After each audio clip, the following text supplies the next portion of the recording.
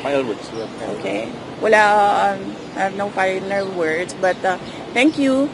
Nagpapasalamat ako sa media dahil ang laking tulong ninyo na napapalabas namin sa mga tao kung ano yung nangyayari, ano yung sa loobin namin.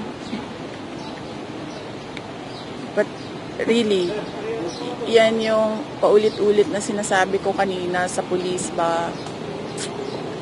I mean, you should implement lawful orders. When a order is patently illegal, gagawin mo pa ba ang lahat to implement an illegal order? Saan ka nakahanap ng committee order na nangyari between 6:15 p.m. to 12 midnight on a Friday nang walang pasok ang House of Representatives, na hindi naman man lang nila sinabi doon na we conducted a meeting with the permission of the Speaker.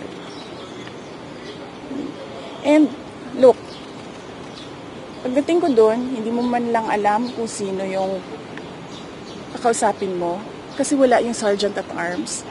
I mean, hindi ba yon? I am the Sergeant at Arms. Here is an order. I am assisted by the police. Wala. Walang Sergeant at Arms. Kanina, we were begging. Sino ang pwedeng kausapin for an ambulance? And then ngayon ko lang naisip, nung nahimasmasan ako dyan sa loob, yung ambulance ng police nandun lang the whole time. Lumabas lang siya nung lumabas na yung private vehicle.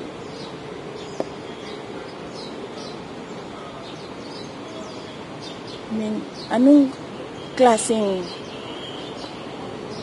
health care protocol yan?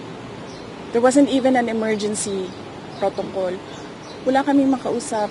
Ang lahat ng tao umaakyat sa third floor and hindi na sila bumabalik sa baba.